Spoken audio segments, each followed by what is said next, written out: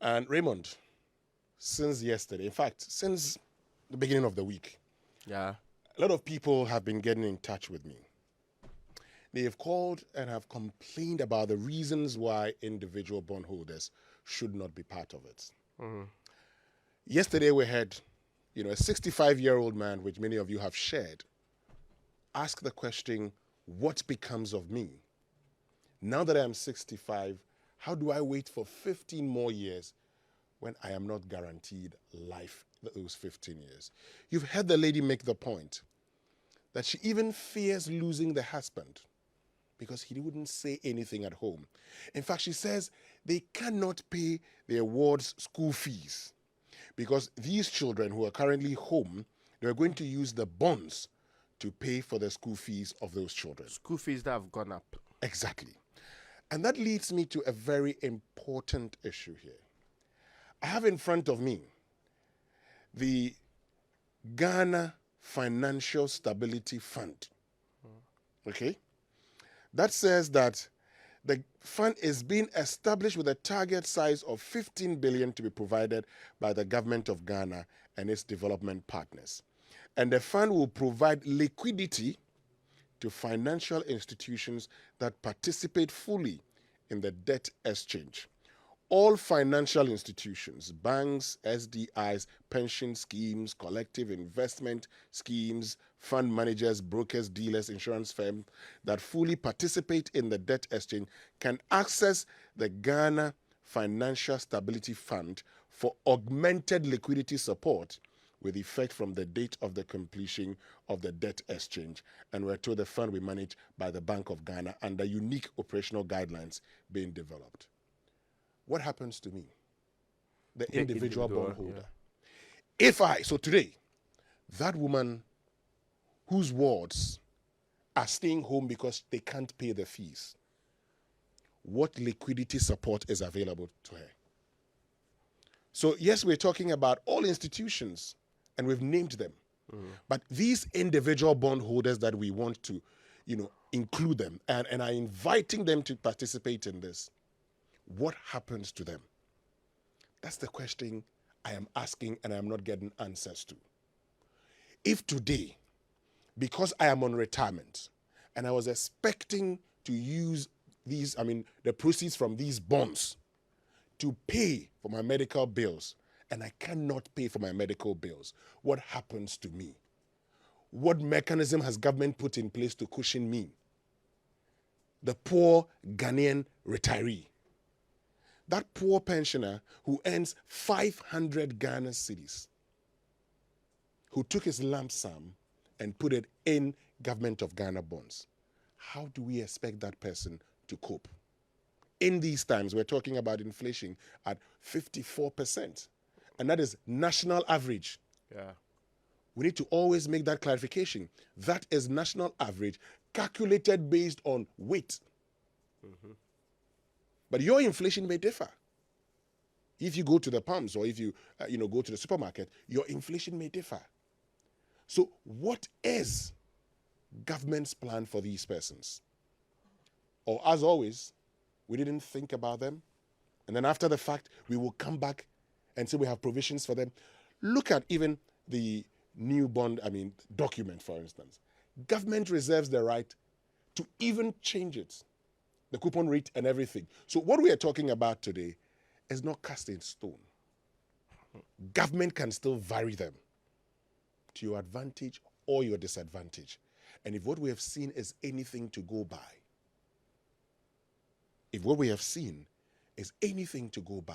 then there's a lot of things to be concerned about. Look, Raymond, government intends to spend some 204 billion Ghana cedis in 2023. Of that amount, 27 billion Ghana cedis is expected to be used for capital investment or capital infrastructure. Our people are faced with a challenge of losing their investment. 8 billion Ghana cedis, individual bonds. We are not prepared to sacrifice for them. What government thinks it must do is to continue engaging in procurement. Procurement that we have known is the bane of this country. Procurement that gives us lots of problems because a lot of our corrupt practices are found in the procurement. And so, as always, we have money to put in procurement. We have said non-critical infrastructure will not. There's nothing critical than the life of that person whom you pretend to be serving. There's nothing critical than that man who doesn't know what his future is going to be today because of the uncertainty that you have put that person in. There's nothing critical than that person that you promised a better life, and that even though you have not given him that better life, you want to make that person worse off. This is definitely not what you promised. This is definitely not what the president, Nana Akufo-Addo, you campaigned on. You campaigned on making Ghana a haven. In fact, you promised 18 months Ghana will be a haven. This is not what we are seeing. But let's even put that aside. We have said, if people don't sign up, they say you are on your own. Government may default. And you introduce a clause, may default, when the evidence suggests that you are prepared to default. How can you take your own citizens through this kind of torture? And as if that is not enough, government has adopted an approach where it doesn't engage. Today you have seen it, Raymond. People are calling on government to engage. And government is consistently silent on all of this. They have told you, even in the one that they issued in the latter part of December, that when there's any change of information, government will, through releases, inform you. Why is it so difficult for government to sit down and engage with people? Look, we have planned to actually spend some over 20 billion on government transfers, some of which would go to the district assemblies, which will be used for infrastructural development.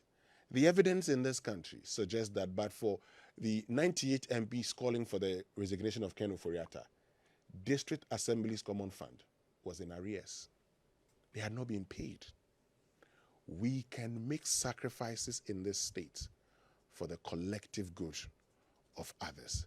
And at this point in time, it doesn't matter who is affected. All of us, in the long run, become affected by government's approach to this. So, I am making a very simple point. This cannot expire on Monday. This thing should not expire on Monday. An extension is needed and government must come to the table. Enough of the I don't care attitude. Enough of the carefree attitude. We've called for it. We've said, look, at this point in time, heads should have rolled long ago because of where we find ourselves. Let's say nobody listened to us. But if you didn't listen to us, how on earth again do you take a posturing as if all is well in this country? That today people are calling on government and nobody is willing to speak to anybody. Nobody is willing to speak to. People are asking questions and they don't even get answers to these questions. Why are we doing this to the very people whom we promised that we were going to make life better for? I hear the stories of pensioners who are struggling to make ends living, who are struggling to make a living, and the little money they have, government wants to take that money away from them. This cannot happen in Ghana 2023. Let us exempt individual bondholders like we exempted pension funds. Let them get their investments and continue with their lives. We can do that because we have indicated that we want to spend 27 billion. There's nothing as critical than the lives of the people of your country. It's interesting the way you put the final part of it. Frankly, now the uncertainty around this thing is killing more thoughts about the way forward than the things we have been told.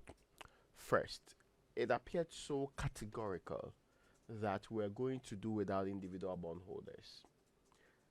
Water under the bridge, because when pensions were removed, they were brought on board. And there is even the indication that treasury bills may also be on the horizon anytime soon. That may is the key word for government, especially when it's considering things.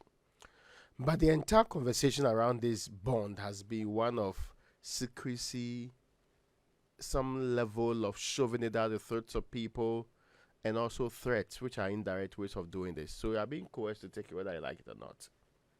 And people do not have an option, but sometimes to buy into it. There is a limit to which you can compound problems on people. Inflation is taking a chunk out of people's investment already. Some people have also complained about even prior, and I heard what they call it, Professor Plight explain how some people, even before this debt exchange conversation started, had lost up to 60% of the value of their investment. Yeah. That's what he said. So you think about it keenly. Then post that, you introduce a first one and a second one. Something that could have been breached by better negotiation with the people.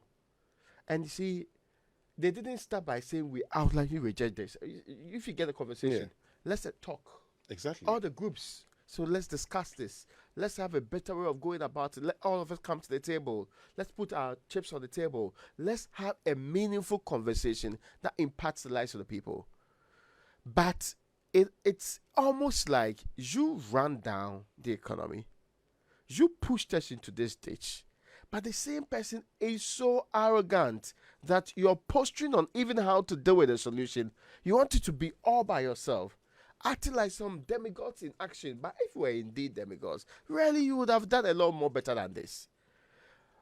It is increasingly becoming the case that people who were not concerned about politics feel so much affected by the decisions of government that they can no longer stand aloof. People that ordinarily you speak to, they say, oh, you know me, I mostly don't talk about these political issues. They are so worried because this is how they fed families and their dependents. And yet now, it's so obvious that they will lose a lot in the process. If the estimation of Professor Plight are clear, you are losing more than 66% of the value of your investment. Think about it for a second. Listen, they even proceed to say, if you had done a 100% haircut, mindful of the period they are doing this, it would have been better. That's how difficult you have actually put people's life in. And what did they do? How did they contribute to all of this? We are not having frank conversations that brings relief to the people. You may not be able to change this, but at least discuss with them. Let them know the actual state of the economy that's influencing your decision. Again, people have suggested that you can actually be quite discriminatory or isolatory in dealing with some people. So some say you exclude pensioners. That's the kind of proposal on the table. Is government considering it? Will government care about it?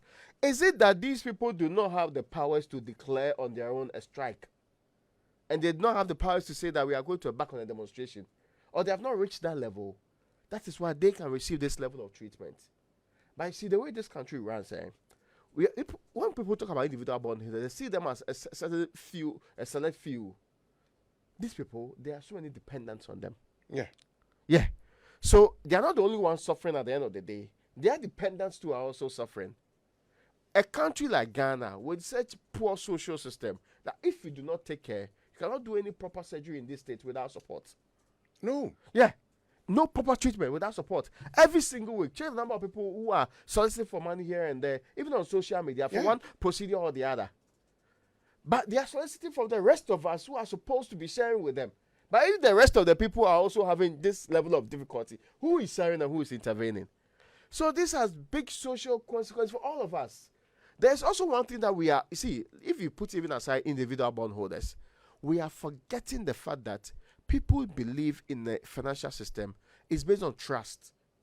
Trust that government bonds were safe. Trust that one, it can never go wrong. In fact, that conversation they'll tell that, government will always pay. Even with an interim problem, government will always pay. But now, if they are going to lose trust in that system again, which one will be left? Because not long ago, we did a financial sector cleanup that took away some people's trust in the system. There are some people who had to actually go into a bank that they had never known. They had never gone to pick up forms to be part of. Payment to some of the people are still not being made. And yet, we are still continuing the system. And you ask the question, what is your alternative to the person who wants to invest in this republic? None. I mean, you quietly ask yourself, all the talk we did about, no, you have to bring your money here. We are building a better financial system. We are improving it. And we are making it better. Ghana is an icon in the space on the African continent. Do we really feel we can say the same now? And people have even suggested alternatives to our current IMF program and the discussions. But we are so tunnel vision that we cannot consider any options. There's a certain arrogance in how we are implementing this, which is very much unacceptable to people. This is not like government deciding that, oh, well, even though I collected your taxes, I want to do with it what I want. These are people's money. You want them to have an agreement with you on when you are going to pay because you cannot pay. And that's the level to which you, the person who's owing people, should come and appreciate the difficulties you are going through. I am insisting, and I support those who say a further extension is required. But I'm insisting that the way things are going, to avoid every single level and the difficulties that come with it, every group that's relevant in this space should have representatives, and the government should have an open and frank conversation with all of them. Exactly. And this may take a week, it may take days, it may take different negotiations, but at least the people of this republic will come to the table to understand where we are properly and the things that need to go, because something must give. We must collectively agree on the way forward. Yeah. Let us don't make it look like you are running a dictatorship of a country. No, let us not pretend that only few can decide what becomes of us as a people. Especially the few that brought us here. Because you are the very people who took us into this, who drove us into this ditch. And look, I believe that at this point, yes, organized labor threatened a strike, and government, decided not to touch pensioners' funds. But it doesn't have to end there. Because there are people who are retired today who took their pension funds and are worse off as a result of this. Yeah. We are a very communal people. And the sacrifices we make must involve those who are no longer in active service. Let the Trades Union Congress not forget that today they are in active service. Tomorrow they'll be on retirement. Mm-hmm. Dr. Yalba and your people, you must speak for the generality of Ghanaians. Do not forget this. There are workers who are going to be affected by the individual bonds. And we have been offering solutions. We've not just said, leave it. We've said, look, you don't need... Have you heard me talk about my road again? Yeah. Why have I kept quiet? Because I think that they are, in our current economic crisis, there are far more important things than having a far more better road than you have. Look, yes. And it's not only your area. People are actually... See, there are conversations that people are putting on hold. When they say, oh no, you promised to do this. How many times have we heard people say that, oh, you promised to build this road, build this bridge, build this particular way? Even the motorway conversations should be having. We have stopped We now. toned down because we realize where we are. We need to make something give. But it appears the only people who are not bent on being part of this sacrificial engagement are the people who put us there in the first place. Look, it is better to have the citizens live than to make them worse off. And you had the 65-year-old man. Some of them will commit suicide. He's talked about how on his platform they have not slept the whole night. Yeah. They've been having conversations about this. People are dying. Worsening their health condition. Look. Then they have to now depend on their little resources to go to the same set of hospitals, go and get the same health care that they cannot pay for. I mean, how do you do Raymond, this? someone is selling his house at Airport Ridge. Even if you get a buyer. That's the point. He says, I can't pay my children's fees. Yeah. I was expecting... Look, I want to sell the house and go and live in my village. This is somebody who is in the top class of Ghanaian society. His life shut down through no fault of his. We're saying, we're calling on every Ghanaian who matters. Let us just ensure that the right things are done. Extend the deadline. Engage further. All of us would agree if you suspend infrastructural projects so that Ghanaians can survive. We will agree. We will agree. You can go back to, look, let me tell you something. Last year, in January, you came and said you were cutting down expenditure by 25%. Yeah. Which meant that some things had to give at the time. Some things had to give. Because of the moments we find ourselves in. And up to now, you've not been able to even tell us the savings we made. Yeah, this 25% to 30% that you cut down. Come to think of it, even the proposed cutbacks they did in the budget, they didn't put a quantum to it. No, we don't know how much we made from that. Now, I am saying you can actually reduce the size of government. We don't need more than 54 ministers.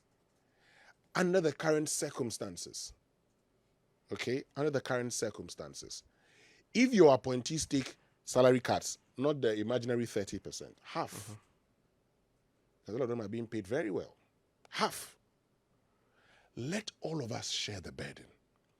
Let the burden not be shared amongst the poor and very poor, while the rich and very rich government appointees are enjoying. That is not how you build a country. Let all of us share the burden. And we will start by telling Ghanaians that because of the times we're in, we cannot do many of the things you want for you. In any case, why keep an employee in office? I mean, in all fairness, when you don't have money to do projects? Yeah. When it's obvious that the very things, big ticket things that you said you do, you cannot proceed with them.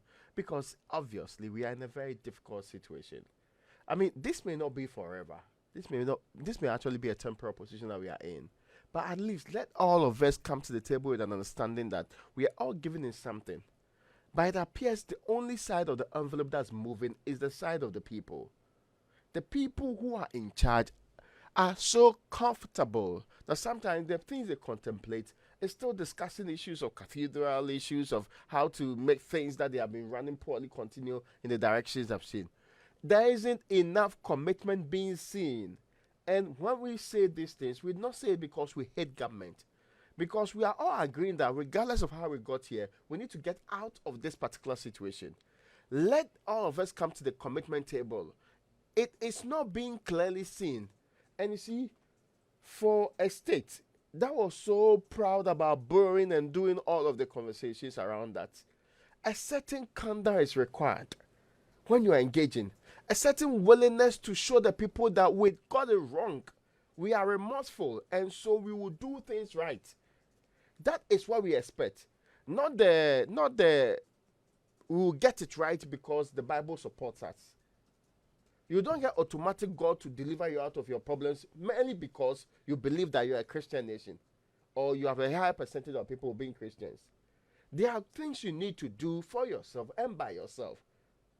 And we should stop gaslighting people like, oh yes, others are in similar difficulty and others are equally suffering.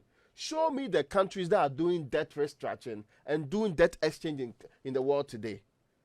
Show me the countries in our current state today. Show me similar ones. Remember when all of these problems started in this country, so well, even the UK, there is inflation.